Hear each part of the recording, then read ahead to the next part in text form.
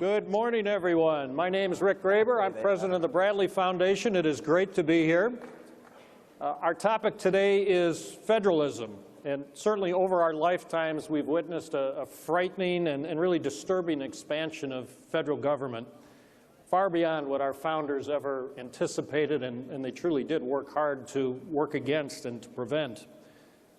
And that expansion of federal government has only gotten worse over the last 8 years under President Obama. Today we have the great privilege to welcome 4 outstanding governors to discuss these very significant issues of federal growth and regulatory overreach. And they really do bring a great firsthand perspective on why states can and should be the laboratories of change within our governmental system in the United States. Just a couple of words on each of our governors. Starting to my far right, Governor Ducey is the 23rd governor of Arizona.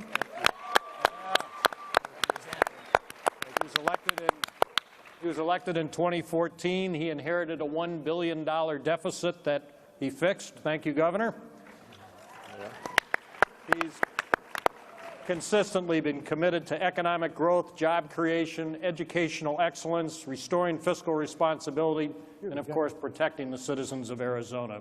Comes to the job with a great business background. He worked for Procter & Gamble. He's also a partner and CEO of an ice cream chain called Cold Stone Creamery.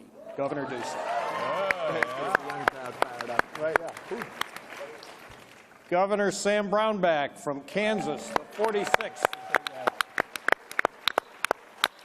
Governor of Kansas, elected in 2010. He's now in his second term. He's an attorney by training. Also, of course, a former congressman and senator. He signed the largest income tax cut in Kansas history in 2012. Been a champion for limited government, better education system, and creating an environment that promotes job creation. That's great. Our next governor, my governor, Governor Scott Walker, the 45th governor. In his second term, he was a member of the Wisconsin legislature, former county executive for Milwaukee County, and he won this heavily Democratic county in the wake of what was a huge scandal at that time, and then was easily reelected to that job. His accomplishments in Wisconsin have been very well documented. Of course, he survived a recall. He's brought about sweeping changes in collective bargaining rights for public employees in Wisconsin, and he's overseen an economy in Wisconsin that truly has revived itself. Governor Walker. And then finally, from the Commonwealth of Kentucky, Governor Matt Bevin, the 62nd governor. He was elected in 2015. He's the 3rd Republican governor of Kentucky since World War II. Served in the United States Army, rising to the rank of captain. He's worked in finance and in the investment world and in his family business. Been a strong advocate for low taxes, small government, sustainable energy, and a strong, locally controlled education system. So a great panel. Governors.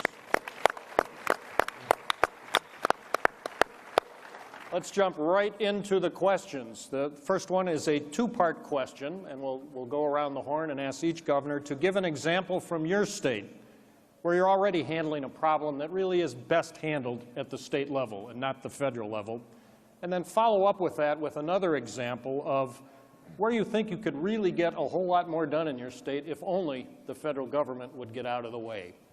So let's start down on this end. Governor Ducey. Well, it's great to be here. This is my first time at CPAC, and as a new governor and a conservative coming out of the private sector, I think one of the things I'm most proud of is the fact that we were able to balance the budget in Arizona. I think government should live within its means. And I always say, as someone who ran Cold Stone Creamery, you get a lot of undeserved popularity selling ice cream. Most of that goes away when you do balance that budget. But it puts you in a position where you can really start to make reforms. So in addition to balancing the budget, lowering taxes these first 2 years, we passed the American Civics Act. It's the test that every high school graduate is going to have to take to graduate in Arizona. It's the same test a new American takes. So these are things we've been able to get done at the state level that I think has been good common sense leadership. When I look at this new administration, I look at, the education category, the healthcare sector, and then, of course, social services. I mean, to me, we've got thousands of Arizonans that are out of work, and we've got thousands of job openings, yet we've got the federal government giving people a check every 2 weeks. We'd like to take these people and give them the job opportunity, the opportunity to build a fulfilling career. I think if we aren't in a position to ask Mother May I to Health and Human Services or welfare, we can really make the difference at the state level. And that's something I'm looking forward to advocating as a governor this week at the National Governors Association. Great. Governor Brownback. Yes, and thank you guys, and I'm delighted to be here at CPAC. I've been here multiple times. Fabulous organization, keep it up, and I want to ask you, you got to match the energy of the left with the energy from the right, guys. We've got to have good energy moving forward. We've got to be passionate about what we stand for. We've got to push, and push aggressively. There's a lot of motivation out there, and you've got to match that side to side. One of the things I think that we can do, and there are a number of things that we can do, I think, better than the federal government, but one that we've done in particular, we've got the numbers for, is welfare reform.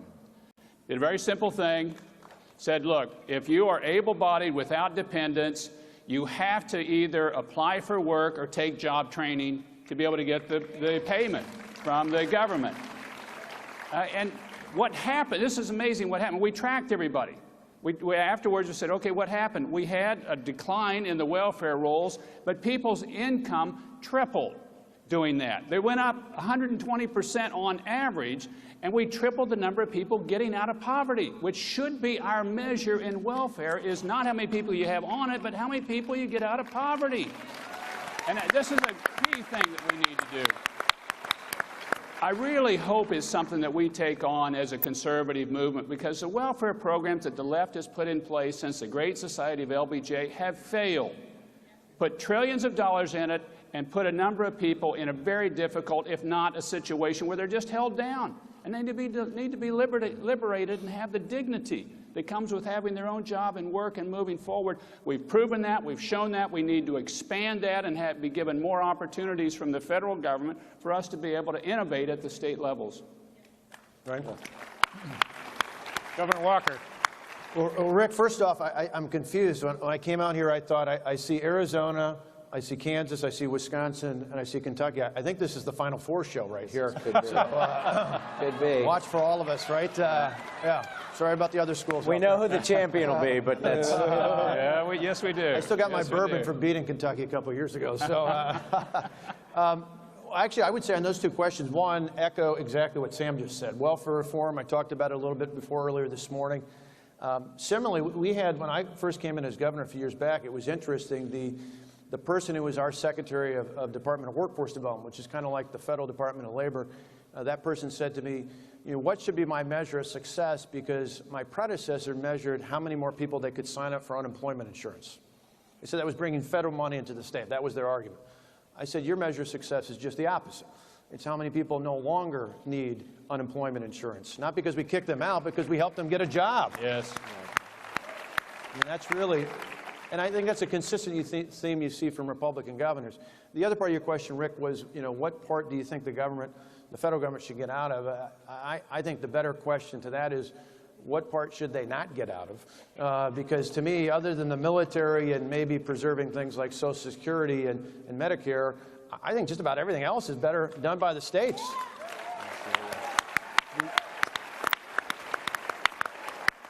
I just reached into my pocket and I never say the F word, the word you said, federalism, I'll say make an exception. I don't say that. I say because most Americans actually think that means more federal government. What I tell people is take $1 out of your pocket, out of your wallet or your purse, and ask yourself, where would you rather send this dollar? Would you rather send it to Washington, where you get pennies on the dollar back, or would you rather keep it in your school back home? Would you rather send it to Washington, where you get pennies on the dollar back, or would you rather keep it back in your local community and in your state where you can fix your roads and your bridges? Would you rather send it to Washington, where you get pennies on the dollar back and very little performance? Or would you rather keep it back in your communities where you can take care of the needy the way you see fit in your state and not have the federal government dictate it? I hope with this new president and Congress, we can actually have more of that go back, as our founders intended, to the states. Governor. I'll tell you, in Kentucky, when I was elected in 2015, we had a Democrat-controlled House, the last one in the South. So it makes it difficult when you come in. They had had control uninterrupted since 1920.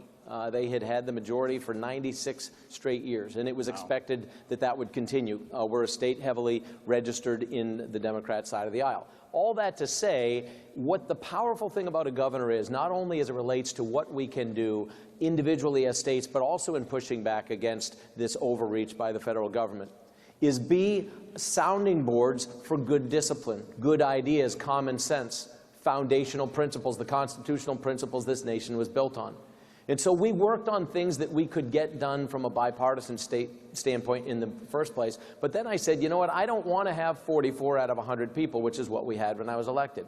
So I spent a year also working to try to do something about that. With the energy of a lot of people like those in this room, we did do something about that. And now we have a supermajority, 64 out of 100 seats 1 year later. And in that first week of this new majority in the House, in 5 days, we passed right-to-work legislation. We repealed the prevailing wage. We passed paycheck protection. We abolished the most corrupt and crony board in the state. We passed a pension transparency bill. We put a 20-week ban on abortion, and we passed an ultrasound bill in 5 days. 5 days. 5 days. Which goes to show the power. Leadership goes a long way, and these gentlemen I take a lot of cues from. They're all guys who have a lot more experience at this than me. I'd never been elected to anything in my life prior to being the governor. Frankly, it's everything you imagine it to be in terms of the bureaucracy. But there is the ability for us to influence things in a positive way. What would I hope the government would do less of? I'm encouraged by the people that are being appointed in this new administration at the cabinet level. I'm very, very encouraged. Because frankly, I wear this lapel pin. It's a pair of scissors cutting red tape. We need to cut red tape in America. And the wonderful thing about it, doesn't matter if you're a liberal or a conservative, it doesn't matter if you're a Democrat or a Republican or somewhere in between, nobody likes red tape. They may disagree on the red tape, but I also, while he was digging in his pocket for money, I reached in my pocket. Don't you think other governors would look good with a cut the red tape button? Don't you think? Here you go. Here's one for you. One for you. I encourage any and all people to steal this idea, including the federal government. We've pledged to cutting 30% of all of the red tape in Kentucky in the next 3 years. We have 130,000 rules. Pretty confident we could govern everybody with 90-some thousand.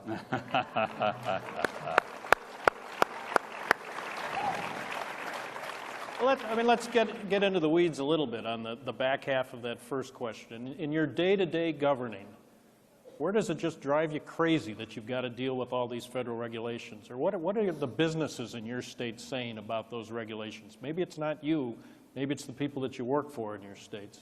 What is driving them the craziest about what's going on with our system? As a conservative, we know that lower taxes makes your state more attractive to work or do business in. Also, the reduction of these regulations. We set up a website, my state of the state, I announced it as we launched it, called redtape.gov.az. And we want the small business owners to give us suggestions. And if it's a regulation that doesn't protect public safety or consumer safety, our team's going to do the research and get rid of it. There are hundreds of regulations. We have a goal to get rid of 500 regulations this year alone in the state of Arizona.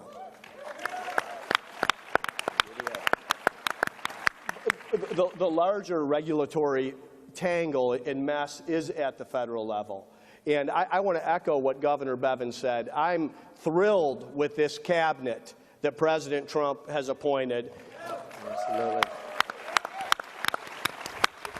And even more so, that there is a former governor who understands what red tape can do at the state level, named Mike Pence, as vice president. And if we can get a joint cooperative effort in states compete and governors compete, and the world of ice cream, people vote with their dollars. In the game of states, people vote with their feet. Yes. And the better we can make our states. I think if you see the lower taxes, lighter regulation states versus the 9 highest tax states, you see people moving from one zip code to another state. 70% of the adults in the state of Arizona came from somewhere else. So I like to say people either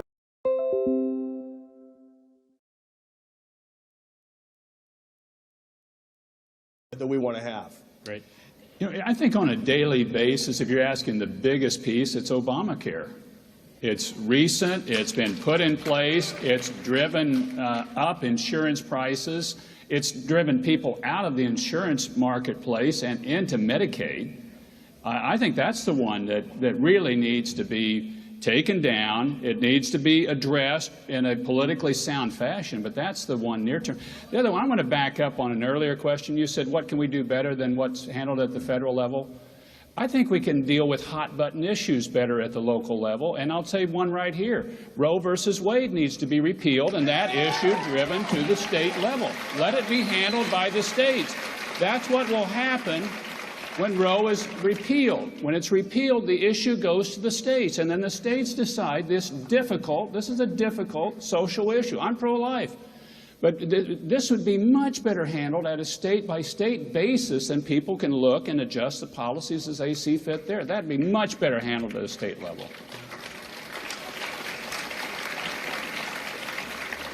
Sam mentioned Obamacare, and I think we all hear about that quite a bit, and I would echo that. I would just add, and I love the cabinet, I particularly love the new administrator at the EPA, Administrator Pruitt, who I think is going to be great. But I would stress on a day-in, day-out basis, we've made all sorts of reforms. We put in Lean Six Sigma and lean manufacturing principles. We've included in agencies like our Department of Natural Resources, which is our EPA equivalent at the state level. And I can't tell you how many times it's great to hear employers say, we're not done yet, but employers say, wow, the DNR, which is what it's called, is so much better to deal with than it was before. But, and there's almost always a but the EPA is still messing things up. And so I love the cabinet and I love the new administrator.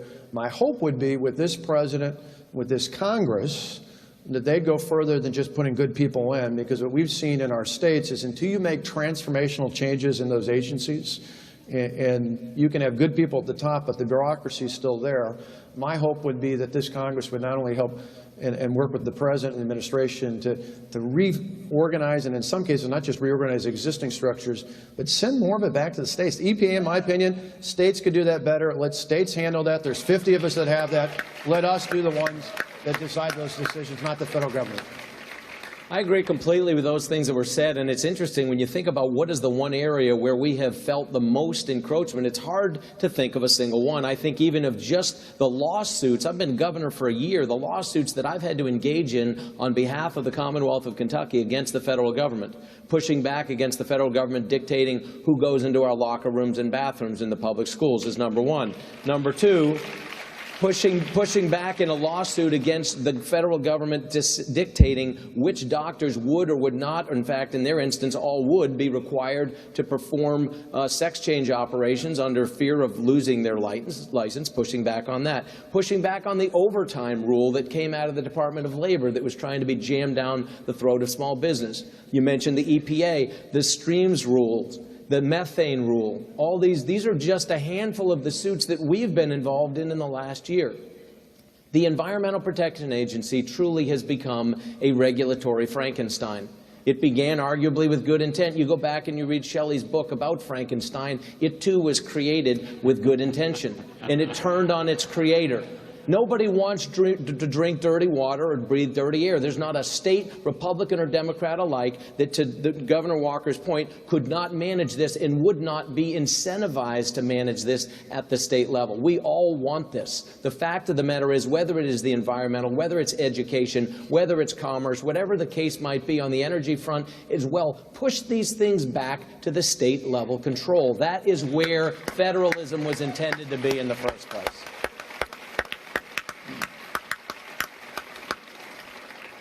Let's follow that line of thought.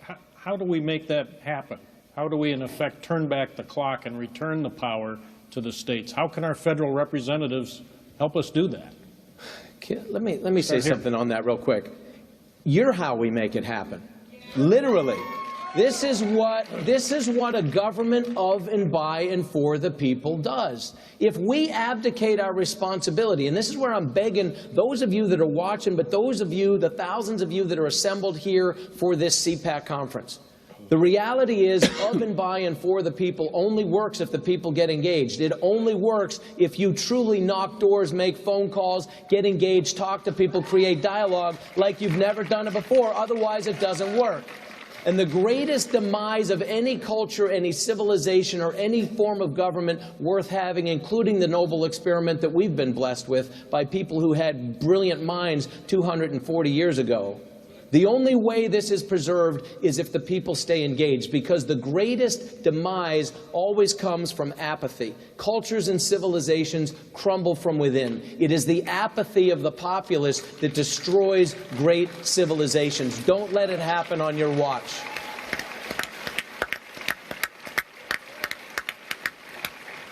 No, Matt hit it right on the head. It's interesting.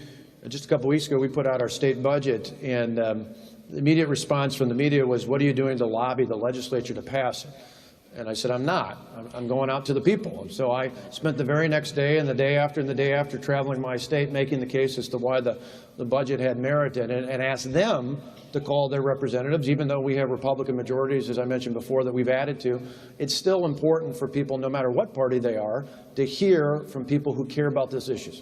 Because certainly, as we've seen in the last month or so, they're going to hear from the left. They need to hear just as much from you and from others like you across this country about what are priorities. And to this specific issue, again, I don't think we can stress it enough. It is important, and I think as governors, we've shown it in our respective states already, certainly Republican governors have, that it's not enough just to change the map from blue to red. It's not enough, and you've got to have transformation. This is an opportunity, a unique opportunity in time to have transformational change just up the way in our nation's capital. And that means you're going to have to push for it, because you can see the challenges they're having right now just dealing with the repeal and replace of Obamacare, with the challenges they're having just dealing with comprehensive tax reform. In that city, under the circumstances and the environment that they live in, it is difficult to do those things. We can't be just satisfied with saying we've got a Republican in the White House and Republican majorities in the states. We've got to demand more, not just for ourselves, but really, as I asked for the hands of the college students who are here before, I think of my sons Matt and Alex. For them, I don't want them to inherit the mess, even a mess that's controlled by Republicans in Washington. I want to inherit a country that our founders intended, which is one where powers were precisely spelled out for the federal government, and those that weren't concretely in the Constitution were inherently the rights of the states, and more importantly, the people. We need to demand that once and for all.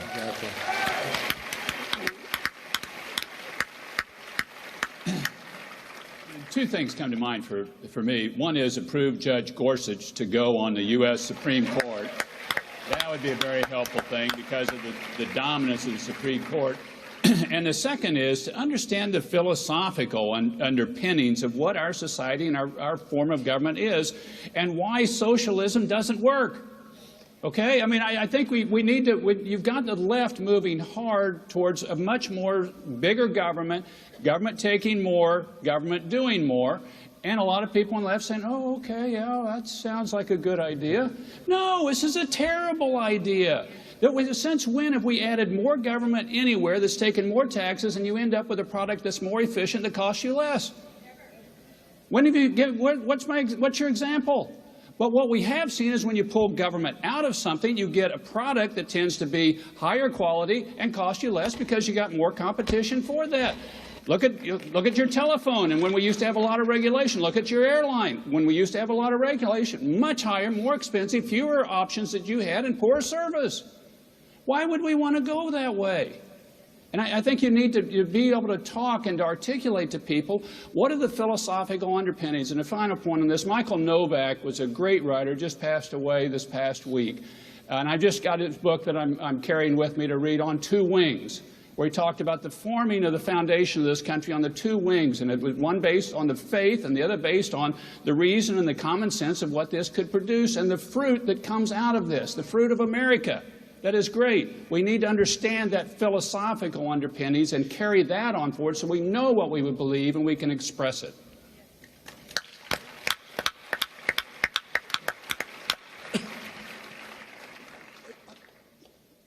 In so many ways, the people in this room have done their job.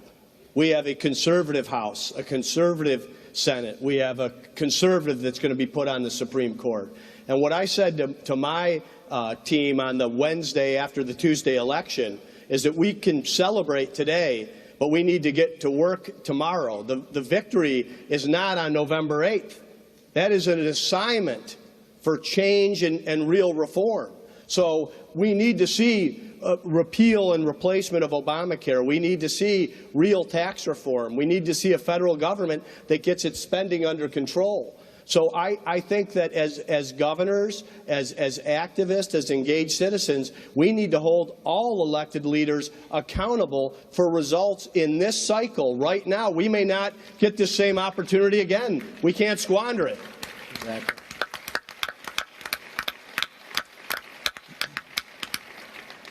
Let's switch gears to a specific topic. Let's talk about K through 12 education. And all of you have focused on education one way or another during your terms. Arguably, the United States no longer has the best K through 12 system in the world. We're slipping by a number of studies. How do we reverse that, particularly in our big cities? There aren't many, if any, big city public school systems that are working. How do we attack that very tough problem? This has been a big subject in Arizona. I was fortunate to have a governor that preceded me by about 25 years named Fife Symington, along with a superintendent of public instruction, Lisa Graham Keegan, who sowed the seeds with the first in the nation public charter school laws. I know that you know that a charter school is a public school with private management. Today in Arizona, we have 500 charter schools. We have 180,000 children in those charter schools. We lead the nation in parental choice. Arizona has 3 of the top 10 public high schools in the nation that are as good as any schools in the country. Our district schools have improved because of this competition and choice. And I think that this is the way forward, is to provide parental choice, provide innovation, let parents be consumers. They know what's best for their children. I think we've got a great model in Arizona. I think we've got an incredible Secretary of Education in Betsy DeVos who believes in parental choice, and I think that that's the way forward.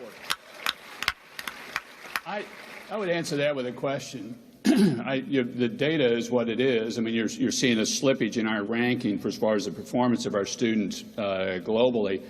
But higher education, I don't think there's another place in the world that has the quality of higher education the United States does. No comparison in our states, and we all compete. We all compete against each other, and so my guess is your kids graduated, and I had 5 children graduating. There was schools competing for them all over. We were getting mailings every day. We were looking at rankings, and you ask, well, okay, how did we get that one so right, and we're not doing so well in this other one? It's choice and competition with information. Yes. So you got a marketplace in one, and the other one you got kind of a state run without. So I think it's information. Schools should be graded so that people know. I think it's options. People should be able to have options, and so that you can have that sort of competition. We know how to do this well if you just look at the higher education system, and one of my schools in Kansas that's going to win the Final Four this year. I mean, you know, we understand competition.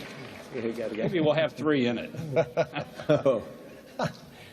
Well, Sam raised a great point. I've got 2 sons, one who's here with some of his fellow students from Wisconsin. Alex is a senior at the University of Wisconsin. My other son has been here for years, graduated last year from Marquette University, a private Jesuit Catholic institution. He's actually at work today. Thankfully, he's working. I said, you're really not an empty nester till they're off the payroll. So I got 1 down, 1 to go. But I often say, when we talk about choice, people say, well, what about that? I said nobody flinches when I say I got 1 son that was at Marquette and 1 son at the University of Wisconsin. Nobody goes, well, that's odd. No. Because they picked a school that was right for them. And as a nation, both in the state and in the federal government, we give students assistance through financial aid and student loan assistance. We give them to both. Why? for your exact reasons. Good competition, we perform well, we have people from all over the world who come to our colleges and universities.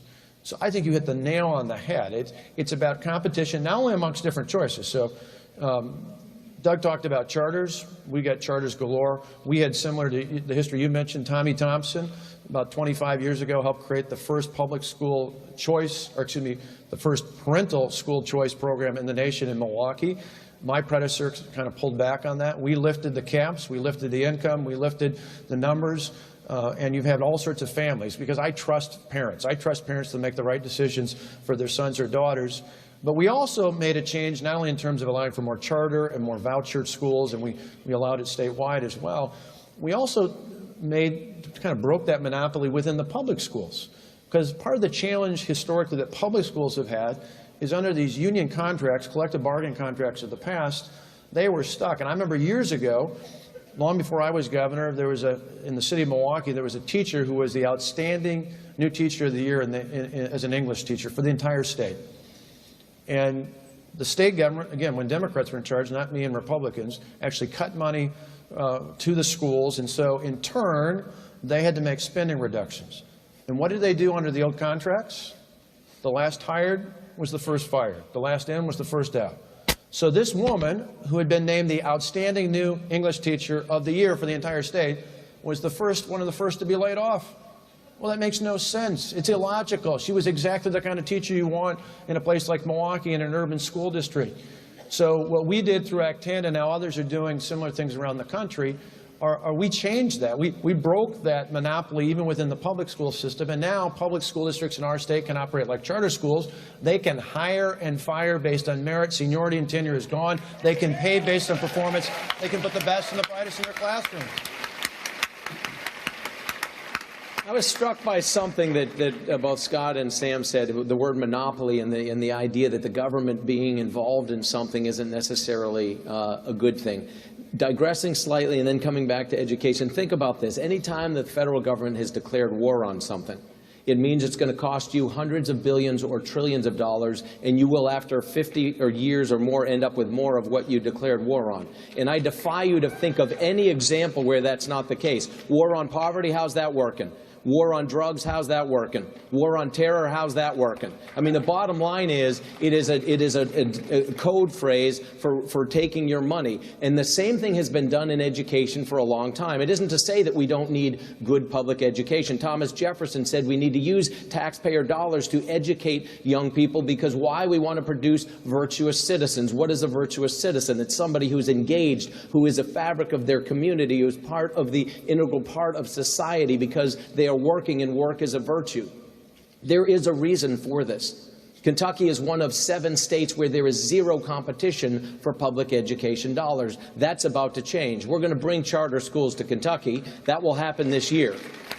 That's legislation that hasn't passed, but I'm confident I'll be signing that into law. Number 2, it's important for us to recognize the fact that it is the idea that every kid coming straight out of high school needs to get a 4-year degree is nonsense. That's a fact. And we need to start to recognize the idea that we're sending every kid, 60% of the kids in Kentucky go straight on to college. Only 20% of them graduate in a timely manner or at all. The reality is we're sending kids down a path that we shouldn't be sending them down. So what is the alternative? How do they become virtuous citizens? How do we get good ROI as taxpayers for our public education dollars?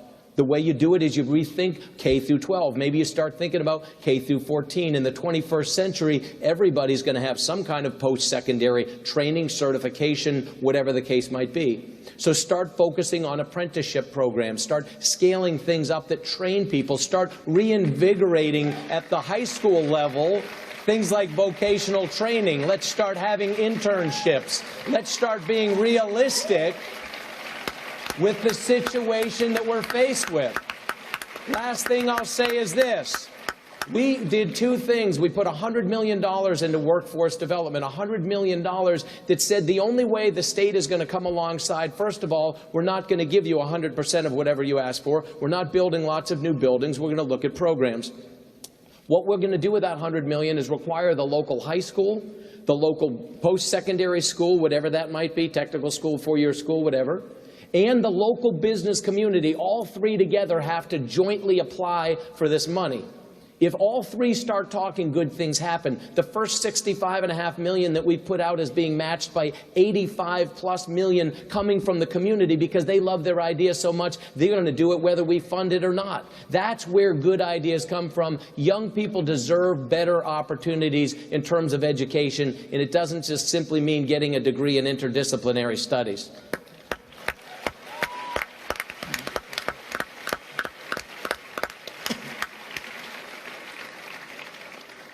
Unfortunately, we're out of time. We could have this conversation for a couple more hours, I know.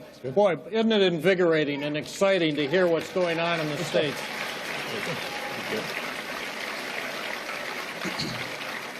Let's have one more great big round of applause for our governors. Thank you. Well done, brother. So I hope I wasn't waving the... Good day, Sam. Thanks. Keep being apologists. Good job, man.